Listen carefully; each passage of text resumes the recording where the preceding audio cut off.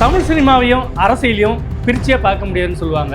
அந்த வகையில் இன்னைக்கு தமிழ் சினிமாவில் இருந்து அரசியலுக்குள்ள அடியெடுத்து வைத்த நடிகர்கள் பட்டியல் ஒன்று இருக்குது. விஜய் பார்த்தீங்கன்னா தன்னுடைய 51வது வயதிலேயே நேரடியாக தமிழக வெற்றி கழகம் கட்சி ஆரம்பிக்கிறார். ஆரம்பிக்கும் பொழுதே இனி சினிமாவில் நடிப்பதில்லை, திரைப்படங்கள் நடிப்பதில்லை, முன்னேற அரசியலுக்குள்ளே இறங்கி போகிறேன் அப்படின்னு சொல்கிறார். பராசக்தி படத்தில் தன்னுடைய அரசியல் கருத்துக்களை சமூக படமாக வெளிக்கொண்டு வர்றாரு. அதே காலகட்டத்தில் தான் எம்ஜிஆர், சிவாஜி என்ற இருபெரும் ஆளுமைகள் தமிழ் சினிமாவில் ஒரு பிரம்மாண்டமான ஒரு உருவத்தை எடுக்க ஆரம்பிக்கிறாங்க. முதலமைச்சராக இருக்கக்கூடிய கடைசி நொடி வரை அவர் திரைப்படங்களில் அவர் நடிச்சிட்டு இருந்தார். எம்ஜிஆர் மறைவுக்கு பிறகு 1988 தமிழக முன்னேற்ற முன்னணி அப்படின்னு ஒரு கட்சியை சிவாஜி ஆரம்பிக்கிறாரு. இவரே போட்டிட்டு படுதோல்வி அடைகிறாரு. அப்போ திமுக வேட்பாளர் துரை சந்திரசேகர் நினைக்கிறேன் ஒரு படுதோல்வியை அடைகிறாரு. பெருவாரியான பெண்கள் ஆதரவு பாக்யராஜ் திரைப்படங்களுக்கு கிடைச்சது. அதனால அவர் எம்ஜிஆர் மறைவுக்கு பிறகு அவரும் எம்ஜிஆர் முன்னேற்ற கழகம் அப்படின்ற ஒரு கட்சி ஆரம்பித்து எம்ஜிஆர் தொண்டருடைய வாக்குகள்லாம் தன் பக்கம் கொண்டு வரலாமான்னு பார்த்தார். லட்சிய திராவிட முன்னேற்ற கழகம் அப்படின்ற பேரில் ஒரு கட்சி ஆரம்பிக்கிறாரு. அவர் அதிமுக தன்னோட பேரை டிஆர் நிறைய மாதிரி எண்கணித முறைப்படி மாற்றினார். ஆனாலும் அவரால் மக்கள் மனசை மாற்ற முடியல, ஜெயிக்க முடியல.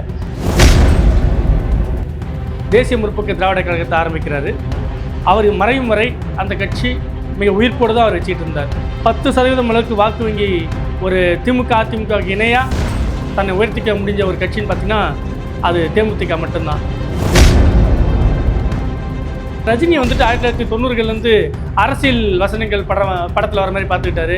1996 நேரடியாகவே ஜெயலலிதாக்கு எதிராக குரல் கொடுத்தாரு. அரசியல் கட்சி ஆரம்பிக்க போகிறதா சொன்னார். கொள்கை என்னன்னு கேட்டால் தலை சுத்துச்சுன்னு சொன்னார்.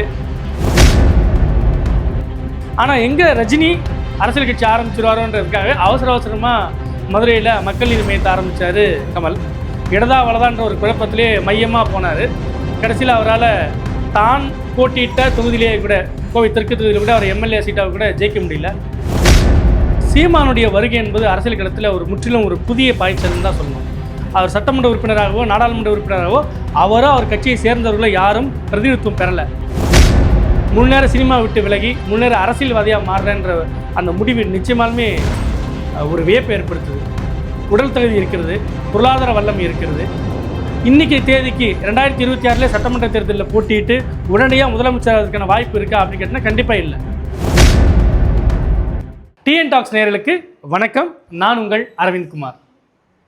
தமிழ் சினிமாவையும் அரசியலையும் பிரிச்சே பார்க்க முடியாதுன்னு சொல்லுவாங்க. அந்த வகையில் இன்றைக்கி தமிழ் சினிமாவில் இருந்து அரசியலுக்குள்ளே அடியெடுத்து வைத்த நடிகர்கள் பட்டியல் ஒன்று இருக்குது.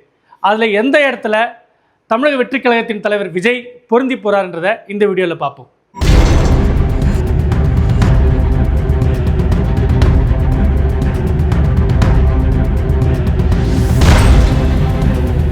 இந்திய விடுதலைக்கு முன்பாகவே, அதாவது ஆங்கிலேயர்கள் ஆட்சி காலத்தில் இருந்தபோதே நாடகங்களில் ஆங்கிலேயர்களுக்கு எதிரான கருத்துக்களை தேசப்பற்று காரணமாக வெளிப்படுத்தின கலைஞர்கள் நிறைய பேர் இருக்கிறாங்க. அந்த வகையில் கேபி சுந்தராம்பாள் காங்கிரஸ் கட்சிக்கு ஆதரவாக பல்வேறு மேடை நாடகங்களில் குரல் கொடுக்குறாங்க. அவங்கள அப்போதைய காங்கிரஸ் தலைவரான சத்தியமூர்த்தி அரசியலுக்கு இழுத்துட்டு வர்றாரு. காங்கிரஸ் கட்சியில் சேர்க்கிறாரு, எம்எல்சியாகவும் ஆகிறாங்க. இது ஒரு சட்டப்பூர்வமான அங்கீகாரம் பெற்ற ஒரு நடிகராக நம்ம கேபி சுந்தராம்பாலை முதல்ல பார்க்கலாம். அடுத்த கட்டமாக சுதந்திரத்துக்கு பிறகு பார்த்திங்கன்னா 1949 திராவிட முன்னேற்ற கழகம் பேரறிஞர் அண்ணாவால் ஆரம்பிக்கப்படுது. அப்போதிலிருந்து நாடகம், சினிமா இந்த நடிகர்களுடைய அந்த மக்கள் செல்வாக்கை பயன்படுத்திக்கணுன்றதில் திமுக ரொம்பவே தெளிவான ஒரு கணக்கு போட்டுது. அதனால தான் 1952 கருணாநிதி பராசக்தி படத்தில் தன்னுடைய அரசியல் கருத்துக்களை சமூக படமாக வெளிக்கொண்டு வர்றாரு. அதே காலகட்டத்தில் தான் எம்ஜிஆர், சிவாஜி என்ற இருபெரும் ஆளுமைகள் தமிழ் சினிமாவில் ஒரு பிரம்மாண்டமான ஒரு உருவத்தை எடுக்க ஆரம்பிக்கிறாங்க. இதில் ரொம்பவே விசித்திரமான ஒரு ஒற்றுமை இருக்குது. காங்கிரஸில் தன்னுடைய அரசியல் வாழ்க்கையை ஆரம்பித்து திமுகவில் இணைந்தவர் எம்ஜிஆர். திமுகவில் தன்னுடைய அரசியல் வாழ்க்கையை ஆரம்பித்து காங்கிரஸ் பக்கம் போனவர் சிவாஜி. இப்படியான இந்த இரு முரண்களுக்குள்ள இரு துருவங்கள் எப்போதுமே இவங்க ரெண்டு பேருக்குள்ள இருந்துகிட்டே இருக்குது. இதில் எம்ஜிஆர் அரசியல் பயணத்தை நம்ம முதல்ல பார்க்கலாம். 1952-53 ஒரு காங்கிரஸ் ஆதரவாளராக தான் எம்ஜிஆர் இருக்கிறாரு. அதன் பிறகு கருணாநிதியால் திமுகவுக்குள்ளே கொண்டு வரப்படுறாரு. அவரை பேரறிஞர் அண்ணா வந்துட்டு ரொம்ப வாஞ்சியோட கட்சிக்குள்ளே இணைச்சிக்கிறார். ஏன்னா எம்ஜிஆருடைய மக்கள் செல்வாக்கு என்னன்றதை பேரறிஞர் அண்ணாவும் கருணாநிதியும் ரொம்பவே நல்லா தெரிஞ்சிருந்தாங்க. அதனால் அவங்கள இணைச்சிக்கிறாங்க. 1962 எம்எல்சி ஆகிறாரு. 1967 பரங்கிமலை தொகுதியில் இருந்துட்டு சட்டமன்ற உறுப்பினராக ஆகிறாரு. பேரறிஞர் அண்ணாவுடைய மறைவுக்கு பிறகு 1969 ஒரு பிணக்கு ஏற்படுது கருணாநிதிக்கும் எம்ஜிஆருக்கும். 1972 திமுகவிலேருந்து வெளியேற்றப்படுறாரு. 1972 அதே காலகட்டத்திலேயே அனகாபுத்தூர் ராமலிங்கன்றவர் அண்ணா திராவிட முன்னேற்ற கழகம் அப்படின்ற ஒரு பேரில் ஒரு கட்சியை நடத்திட்டு வந்தார். அந்த கட்சியில் தன்னை இணைச்சிக்கிறார் எம்ஜிஆர். ஒரு சாதாரண தொண்டர் ஆரம்பித்த கட்சியில் என்னை உறுப்பினராக இணைத்து கொண்டே நான் அறிக்கை வேற விட்டார். அதன் பிறகு அந்த அதிமுகவின் பொதுச் செயலாளர் ஆகிறாரு. 1977 தமிழ்நாட்டின் முதலமைச்சராகவும் ஆகிறாரு. அவர் மறையக்கூடிய 1987 வரை அவர் தான் தமிழ்நாட்டின் முதலமைச்சராக இருந்தார். இது எம்ஜிஆருடைய ஒரு சுருக்கமான அரசியல் பயணமாக வச்சுக்கலாம். அப்படியே சிவாஜி பக்கம் நாம் நகர்ந்து பார்த்தோம்னா, சிவாஜி 1952 பராசக்தி மூலமாக கிடைச்ச அந்த சமூக கவனம் இருக்கு இல்லையா, ஒரு முற்போக்கு பகுத்தறிவாதி ஒரு கவனம், அது மாதிரியான படங்களை தொடர்ந்து நடிச்சிட்டு வர்றார். ஆனால் அவர் திருப்பதி போயிட்டு வந்துட்டு பிறகு அவர் மேலே சில விமர்சனங்கள் எழுது. உடனே அவர் திமுகலேருந்து விலகி காங்கிரஸ் பக்கம் இணைகிறாரு. அப்போ காங்கிரஸில் இருந்த காமராஜர் மேலே இவருக்கு பெரிய மரியாதை ஏற்படுது. ஸோ காமராஜருடைய ஒரு பக்தனாகவே மாறுறாரு. அதனால் இந்த வீரபாண்டிய கட்டபொம்மன், கப்பலோட்டி தமிழ்ன்ற மாதிரியான தேசிய நீரோட்டம் சார்ந்த படங்களில் அவர் அதிக அளவு நடிக்க ஆரம்பிக்கிறார். அதன் பிறகு தன்னுடைய சக திரைப்போட்டியாளர் எம்ஜிஆர் அதிமுகன்னு ஒரு கட்சி ஆரம்பிச்சிட்ட பிறகு அவர் இருக்கும் முறை நேரடியான ஒரு பெரிய அரசியல் களத்துக்குள்ளே சிவாஜி வரல. இது ஒரு முக்கியமான பாயிண்ட்டு. 1987 எம்ஜிஆர் மறைவுக்கு பிறகு 1988 தமிழக முன்னேற்ற முன்னணி அப்படின்னு ஒரு கட்சியை சிவாஜி ஆரம்பிக்கிறாரு. அந்த தேர்தலில் எம்ஜிஆர் மறைவுக்கு பிறகான ஜானகி அணியோட சிவாஜியோடைய அணி கூட்டணி வச்சு தேர்தலில் சந்திக்கிறாங்க. திருவையார் தொகுதியில் இவரே போட்டிட்டு படுதோல்வி அடைகிறாரு. அப்போது திமுக வேட்பாளர் துரை சந்திரசேகர் நினைக்கிறேன், ஒரு படுதோல்வி அடைகிறாரு. அதன் பிறகு விபி சிங்கோட ஜனதா கட்சியில் சேர்றாரு. ஒட்டுமொத்தமாக அரசியல் நமக்கு சரிப்பட்டு வராதுன்ட்டு 1993 அவர் முழுமையாகவே அரசியல் விட்டு விலகிறார். இதுதான் சிவாஜியோட ஒரு சுருக்கமான அரசியல் பயணம். வேறு எந்த நடிகர்கள் சினிமாவில் இருக்கும்போதே அரசியல் கட்சி ஆரம்பித்தாங்கன்னு பார்த்தீங்கன்னா, தன்னை கலையுலக எம்ஜிஆருடைய வாரிசாக அறிவிச்சுக்கிட்டவர் பாக்கியராஜ். முந்தானி முடிச்சு தூர நின்று போச்சு. அந்த காலகட்டத்தில் பார்த்தீங்கன்னா பெருவாரியான பெண்கள் ஆதரவு பாக்கியராஜ் திரைப்படங்களுக்கு கிடைச்சிது. அதனால் அவர் எம்ஜிஆர் மறைவுக்கு பிறகு அவரும் எம்ஜிஆர் முன்னேற்ற கழகம் அப்படின்ற ஒரு கட்சி ஆரம்பித்து எம்ஜிஆர் தொண்டருடைய வாக்குகள்லாம் தன் பக்கம் கொண்டு வரலாமான்னு பார்த்தார். ஆனால் அவரால் அது முடியல. ஏன்னா இந்த இடத்துல ஜெயலலிதான்ற ஒரு பெரிய ஆளுமை அவங்க எழுந்து வராங்க. எம்ஜிஆர் இருக்கும்போதே அதிமுகவில் ஒரு கொள்கை பரப்பு செயலாளராக நுழையிறாங்க, ராஜ்யசபா எம்பியாக போகிறாங்க. அதன் பிறகு எம்ஜிஆர் மறைவுக்கு பிறகு அதிமுக ஜே அணி ஜானி 2ஆக பிரியுது, அதில் சேவல் சின்ன இரட்டைப்புறான்ற மாதிரியான பிரியுது. அதன் பிறகு ஒருங்கிணைந்த அதிமுக வரும்போது அதில் பொதுச் செயலாளராக ஜெயலலிதா பொறுப்பெடுக்கிறாங்க. திமுக தலைவர் கருணாநிதி எதிர்த்து மிக தீவிரமான ஒரு அரசியல். அவங்க மறையக்கூடிய காலகட்டம் வரை திமுகவுக்கு ஒரு கடுமையான சவாலை எம்ஜிஆர் இருக்கும்போது எத்தகைய சவாலை கொடுத்தாரோ அத்தகைய சவாலை கொடுக்கக்கூடிய அளவுக்கு ஜெயலலிதா ஒரு அரசியல் ஒரு விஸ்வரூபம் எடுத்தாங்கன்னு சொல்ல முடியும். நேரடியாக அவங்க அரசியல் கட்சி மட்டும் தான் ஆரம்பிக்கலையே தவிர எம்ஜிஆர் மறைவுக்கு பிறகு அதிமுக பேர் இயக்கத்தை இத்தனை ஆண்டுகள் கட்டி காத்ததில் ஜெயலலிதா அம்மையாருக்கு மிகப்பெரிய ஒரு பங்கு இருக்கின்றதை என்னால் மறுக்கவே முடியாது. இதனால் அவங்க தனிக்கட்சி ஆரம்பித்தவங்க அப்படின்ற பட்டியலில் நம்ம சேர்க்க முடியாவிட்டாலும் கூட அவர்கள் தமிழ் அரசியல் உலகின் தனிப்பெரும் ஆளுமை என்பதில் மாற்று கருத்தில்லை. இப்போ இந்த இடத்துல தான் பாக்கியராஜ் வராரு. அவர் தனிக்கட்சி ஆரம்பிக்கிறாரு. அதன் பிறகு அவரால் ஜொலிக்க முடியாமல் போது அவர் சில காலம் அதிமுக பக்கம் ஒதுங்குறாரு. அதன் பிறகு முழுமையாகவே அரசியலேருந்து அவர் விலகிடுறார்.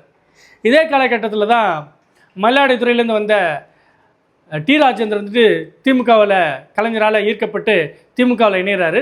பூங்காநகர் எம்எல்ஏவாகவும் இருக்கிறாரு. திமுக கொள்கை பரப்பு செயலாளராகவும் உயர்றாரு. ஆனால் அவராலையும் நீண்ட காலம் திமுகவுக்குள்ளே பொருந்தி இருக்க முடியல. அவர் தனியாக வெளியே லட்சிய திராவிட முன்னேற்ற கழகம் அப்படின்ற பேரில் ஒரு கட்சி ஆரம்பிக்கிறாரு. அவர் லதிமுக தன்னோட பேரை டிஆர் இப்படி நிறைய மாதிரி எண்கணித முறைப்படி மாற்றினார். ஆனாலும் அவரால் மக்கள் மனசை மாற்ற முடியல, ஜெயிக்க முடியல. அவரும் தனிக்கட்சி ஆரம்பித்து அப்படியே தேர்ந்து போனார். இதன் பிறகு பார்த்தீங்கன்னா சரத்குமார் முதல்ல திமுக பக்கம் இருந்து ராஜ்யசபா எம்பியாகவும் ஆகிறாரு. அதன் பிறகு அதிமுக பக்கம் போகிறாரு. தென்காசிலாம் கூட ஜெயிக்கிறாரு. அதன் பிறகு அவர் சமத்துவ மக்கள் கட்சி அப்படின்ற ஒரு இயக்கத்தை ஆரம்பிக்கிறாரு. அவர் ஆரம்பிச்சுட்டு திடீர்னு நள்ளிரவு 2 மணிக்கு ஒரு யோசனை அவர் பாரதிய ஜனதா கட்சியில் தன்னை இணைச்சிக்கிறார். இப்போ அவர் பாஜகவில் இருக்கிறார். இதுவும் தனி கட்சி ஆரம்பித்து வெற்றி பெறாமல் ஐக்கியமான ஒரு குழுவில் சரத்குமாரும் இருக்கிறார். இதே போல் நவரசநாயகன் கார்த்திக் அவருடைய கட்சி மனித உரிமை காக்கும் மக்கள் கட்சியா இல்லை நாடாள மக்கள் கட்சியான்றது அவருக்கே தெரியுமான்னு தெரியல. அவரும் சில பல தேர்தலில் வருவார், தன்னை கடத்திட்டு தான் விமர்சனம் பண்ணுவார், அதன் பிறகு மீண்டும் காணாமல் போயிடுவார். திரைப்படங்களில் எப்படி ஒரு கேமியோ ரோல் பண்ணாரோ அரசியலையும் ஒரு கேமியோவை பண்ண ட்ரை பண்ணார். ஆனால் அது அரசியலில் ஈடுபடலை. இதுதான் கார்த்திக்கோட நிலைமை. இந்த இடத்துல மிக முக்கியமான ஒரு அரசியல் ஆளுமையாக நம்ம பேசணும்னா விஜயகாந்த் அவர்களை குறிப்பிடணும். 2005 அவர் வந்துட்டு தேசிய முற்போக்கு திராவிட கழகத்தை ஆரம்பிக்கிறாரு. அவர் மறையும் வரை அந்த கட்சி மிக உயிர்ப்போடு தான் அவர் வச்சுட்டு இருந்தார். 10% அளவுக்கு வாக்கு வங்கி ஒரு திமுக அதிமுகவுக்கு இணையாக தன்னை உயர்த்திக்க முடிஞ்ச ஒரு கட்சின்னு பார்த்திங்கன்னா அது தேமுதிக மட்டும்தான்.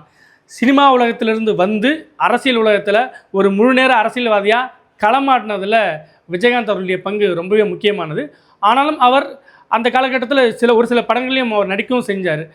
அதையும் நம்ம கணக்கில் எடுத்துக்கணும். திமுகவோட எதிர்த்து அதிமுகவோட கூட்டணி வைத்த பிறகு அவருடைய கட்சியோட செல்வாக்கு மறையுது. அவர் உடல்நலம் குன்றுது, அவர் மறைகிறாரு. அதன் பிறகு இப்பொழுது அவருடைய மனைவி பிரேமலதா அவர்கள் வந்துட்டு கட்சியை வழிநடத்துகிறாங்க. அந்த வகையில் சினிமாவிலேருந்து வந்து பெரிய அளவுக்கு சோபிக்க முடியாமல் போனாலும் இன்றளவும் களமாடிக்கிட்டு இருக்கிற ஒரு கட்சியாக நம்ம தேமுதிகவை கவனத்தில் கொள்ளணும். இது ஒரு பாயிண்ட்டு. அடுத்தபடியாக மக்கள் நீதி மையம். கமலஹாசன் வந்துட்டு எப்போதுமே எப்படி சிவாஜி எம்ஜிஆர்னு இரு துருவங்கள் வந்துட்டு தமிழ் திரைக்கு ஒரு 25 ஆண்டுகள் கோல் வச்சுச்சோ, அதுபோல் அவர்களுக்கு அடுத்த தலைமுறை 1975-77 வந்துட்டு ரஜினி கமல் என்ற 2 துருவங்கள் வந்துட்டு ஒரு 30 ஆண்டுகளுக்கு 40 ஆண்டுகளுக்கு தமிழ் திரையை ஆட்சி பண்ணுறாங்க. அதில் ரஜினி வந்துட்டு 1990 அரசியல் வசனங்கள் படத்தில் வர மாதிரி பார்த்துக்கிட்டாரு. 1996 வந்துட்டு நேரடியாகவே ஜெயலலிதாக்கு எதிராக குரல் கொடுத்தாரு. அரசியல் கட்சி ஆரம்பிக்க போகிறதா சொன்னார். கொள்கை என்னன்னு கேட்டால் தலை சுத்துச்சுன்னு சொன்னார். கடைசியில் கட்சி ஆரம்பிக்காமையே உடல்நிலை காரணம் காட்டி அவர் இந்த கட்சி கனவை அரசியல் கனவை புதைச்சிட்டாரு. அவரோட நம்பியிருந்த ரசிகர்கள் ஒரு கட்டத்தில் ரஜினி சினிமா நடித்தா மட்டும் போதுன்ற மாதிரி அவங்களும் அதை ஏற்றுக்கிட்டு பக்குவமாக போயிட்டாங்க. ஆனால் எங்கே ரஜினி அரசியல் கட்சி ஆரம்பிச்சிருவாரோன்றதுக்காக அவசரமாக மதுரையில் மக்கள் நீதி மையத்தை ஆரம்பித்தார் கமல். இடதா வலதான்ற ஒரு குழப்பத்திலே மையமாக போனார். கடைசியில் அவரால் தான் போட்டியிட்ட தொகுதியிலேயே கூட கோவை தெற்கு தொகுதியில் கூட அவர் எம்எல்ஏ சீட்டாக கூட ஜெயிக்க முடியல. அதன் பிறகு திமுகவுக்கு ஆதரவான நிலைப்பாடு எடுக்கிறார். இப்போ திமுக எம்பிக்கள் எம்எல்ஏக்கள் ஆதரவோட ராஜ்யசபாவுக்கும் அவர் போக இருக்கிறார். ஸோ திரையுலகத்திலிருந்து அரசியல் கட்சி ஆரம்பித்து வெற்றி பெறாமல் தேய்ந்தும் போகாமல் களமாடிக்கிட்டு இருக்கிற ஒரு கட்சியாக நம்ம கமலை கன்சிடர் பண்ணலாம். இந்த பட்டியலில் ரொம்பவே முக்கியமானவர் இயக்குனர் சீமான். இயக்குனராகவும் நடிகராகவும் தமிழ் சினிமாவில் அறிமுகமானவர். ஆனால் நாம் தமிழர் கட்சி அப்படின்றது தான் சீமானுடைய முக்கியமான அடையாளம். திரையுலகத்திலேருந்து ஒரு கட்சியை உருவாக்குறவங்க பட்டியலில் பார்த்தீங்கன்னா நாம் தமிழர் என்பது தமிழர் தந்தை சீபா ஆதித்தனார் ஏற்கனவே உருவாக்குறதா இருந்தாலும் கூட அதனுடைய முதன்மை ஒருங்கிணைப்பாளராக 2010 நாம் தமிழர் கட்சியுடைய சீமான் தான் இருக்கிறாரு. சீமானுடைய வருகை என்பது அரசியல் களத்தில் ஒரு முற்றிலும் ஒரு புதிய பாய்ச்சல்னு தான் சொல்லணும். அவர் சட்டமன்ற உறுப்பினராகவோ நாடாளுமன்ற உறுப்பினராகவோ அவர் கட்சியை சேர்ந்தவர்களை யாரும் பிரதிநிதித்துவம் பெறலை. ஆனால் மக்கள் மனதில் ஒரு பெரிய பாய்ச்சலையும் ஒரு புதிய அலையும் ஒரு புதிய உத்வேகத்தையும் ஏற்படுத்துறதுல சீமானுடைய பங்கு ரொம்பவே முக்கியமானது. அவர் பேசுகின்ற தமிழ் தேசியம் ஒரு சிலருக்கு ஒவ்வாமை ஏற்படுத்தலாம், ஒரு சிலருக்கு அதீத ஆர்வத்தை தூண்டலாம். ஆனால் மக்களுக்காக இறங்கி போராடக்கூடிய ஒரு அரசியல் இயக்கம் அப்படின்ற வகையில் நாம் தமிழர் கட்சியை ஒரு நாளும் புறந்தள்ளவே முடியாது. அதுவும் சமீபத்தில் 2024 நாடாளுமன்ற தேர்தலுக்கு பிறகு ஒரு மாநில கட்சி என்ற ஒரு அங்கீகாரத்தை தேர்தல் ஆணையத்தால் நாம் தமிழர் கட்சி பெற்றிருக்கு. இப்பொழுது அந்த கட்சிக்கு விவசாய சின்னம் அப்படின்றதும் ஒதுக்கீடு செய்யப்பட்டிருக்கு. இதில் 2026 சட்டமன்ற தேர்தலில் நாம் தமிழர் கட்சி குறிப்பிடத்தகுந்த அளவில் வாக்குகள் வாங்குன்றதில் இருவேறு கருத்துக்கு இடமில்லை. அந்த வகையில் திரையுலகிலிருந்து நேரடியாக அரசியல் கட்சி ஆரம்பித்தவங்களில் ஓரளவுக்கு வெற்றி பாதையில் சமகாலத்தில் நடைபெற்று இருக்குதுன்னு பார்த்தீங்கன்னா சீமான் என்பதை மறுக்கவே முடியாது. இதுதான் இப்போதைக்கு இருக்கிற கல நிலவரம். ஆனால் இவர்கள் அத்தனை பேரிலிருந்தும் மாறுபட்டிருக்கக்கூடியவர் அப்படின்னு பார்த்தோன்னா விஜயை சொல்லலாம். ஏன்னா 1974 பிறக்கும் விஜய் நாளை தீர்ப்பு மூலிமா 1993 சினிமாவில் கதாநாயகனாக அடி எடுத்து வைக்கிறாரு. அதன் பிறகு ஒரு சில கமர்ஷியல் படங்கள், அதுக்கு பிறகு ஒரு ரஜினிக்கு இணையான ஒரு சூப்பர் ஸ்டார் அந்தஸ்துக்கு இணையாக கிட்டத்தட்ட ஒரு 200 கோடி ரூபாய் ஊதியம் பெறக்கூடிய அளவுக்கு, ஒரு 400 500 கோடி ரூபாய் அளவுக்கு, ஏன் 700 கோடி ரூபாய் அளவுக்கு கூட அவர் படங்கள் வியாபாரமாகக்கூடிய ஒரு காலகட்டத்தில் இன்றைய தேதிக்கு 2000க்கு பிறகு தமிழ் சினிமா உலகத்தில் ஒரு அசைக்க முடியாத ஒரு கமர்ஷியல் ஹீரோ அப்படின்னா வசூல் சக்கரவர்த்திகள் சில பேர் நம்ம தமிழ் சினிமாவில் சொல்லலாம். எம்ஜிஆர், ரஜினி இவங்க 2 பேர் தான் வசூல் சக்கரவர்த்திகள். அவர்கள் நம்பி போட்ட தயாரிப்பாளர்கள், அந்த படத்தை வாங்கின விநியோகஸ்தர்கள், அதை வெளியிட்ட திரையரங்கு உரிமையாளர்கள், இப்படி எல்லாருக்குமே லாபத்தை தந்தவங்க இந்த 2 பேர் தான். அந்த பட்டியலை கண்டிப்பாக நம்ம வச்சு பார்க்க வேண்டியது விஜயை சொல்லலாம். அவர் படம் எந்தளவும் அவருடைய தோல்வி படங்கள் சொல்லக்கூடியது கூட வசூல் ரீதியாகவும் பொருளாதார ரீதியாகவும் அந்த தயாரிப்பாளருக்கும் திரையரங்கு உரிமையாளருக்கும் லாபத்தை தான் தந்திருக்கு. அந்த வகையில் இன்றைய தேதிக்கு மிக உச்ச நட்சத்திரமாக தமிழ் துறையில் இருக்கக்கூடியவர் விஜய். அவரும் கடந்த ஆண்டு பிப்ரவரி மாதம் 2ஆம் தேதி தமிழக வெற்றிக் கழகம் அப்படின்னு ஒரு கட்சி ஆரம்பிக்கிறார். இதில் எந்த இடத்துல அவர் வேறுபடுறார் அப்படின்னா, 1972 அதிமுகவை உருவாக்குறாரு எம்ஜிஆர். 1977 தன்னுடைய 60வது வயதில் முதலமைச்சராக பொறுப்பேற்கிறார். 1987 தன்னுடைய 70வது வயதில் அவர் காலமாகிறார். அப்படி பார்த்தீங்கன்னா அவர் 1977 முதலமைச்சராக ஆகக்கூடிய கடைசி நொடி வரை அவருடைய படங்கள் வெளியாகிட்டே இருக்குது. அவருடைய படம் 1977 வெளியானது மீனவ நண்பர். அவர் முதலமைச்சராக பொறுப்பேற்ற பிறகு மதுரை மீட்ட சுந்தரபாண்டியன் 1978 ரிலீஸ் ஆகுது. ஸோ தன்னுடைய கடைசி நொடி வரை முதலமைச்சராக இருக்கக்கூடிய கடைசி நொடி வரை அவர் திரைப்படங்களில் அவர் நடிச்சிட்டு இருந்தார். அதற்கு பிறகு தான் முழு நேரமாக ஆட்சி கட்டில் முதலமைச்சராக அமர்ந்த பிறகு தான் அவர் முழு நேரமாக அரசியலுக்குள்ளே இருக்கிறார். ஆனால் விஜய் பார்த்தீங்கன்னா தன்னுடைய 51வது வயதிலேயே நேரடியாக தமிழக வெற்றிக் கழகம் ஒரு கட்சி ஆரம்பிக்கிறார். ஆரம்பிக்கும் பொழுதே இனி சினிமாவில் நடிப்பதில்லை, திரைப்படங்கள் நடிப்பதில்லை, முழு நேர அரசியலுக்குள்ளே இறங்க போகிறேன் அப்படின்னு சொல்கிறார். அதாவது 1977 60வது வயதில் முதலமைச்சராக பொறுப்பேற்கக்கூடிய வரை எம்ஜிஆர் திரைப்படம் நடிச்சிட்டு இருக்கார். ஆனால் தன்னுடைய 50வது வயதிலேயே முழு உடல் தகுதியோடு இருக்கக்கூடிய அளவில் இருக்கக்கூடிய விஜய் இன்றும் ஒரு 700 கோடி 800 கோடி வியாபாரம் இருக்கக்கூடிய ஒரு விஜய் முன்னேற சினிமா விட்டு விலகி முன்னேற அரசியல்வாதியாக மாறுறன்ற அந்த முடிவு நிச்சயமாலுமே ஒரு வியப்பை ஏற்படுத்துது. உடல் தகுதி இருக்கிறது, பொருளாதார வல்லமை இருக்கிறது. இன்றைக்கி தேதிக்கு 2026 சட்டமன்ற தேர்தலில் போட்டிட்டு உடனடியாக முதலமைச்சராகிறதுக்கான வாய்ப்பு இருக்கா அப்படின்னு கேட்டால் கண்டிப்பாக இல்லை. விஜய் இன்னும் அந்த இடத்தை நெருங்குவதற்கு குறைந்தது 10 ஆண்டுகள் ஆகலாம்.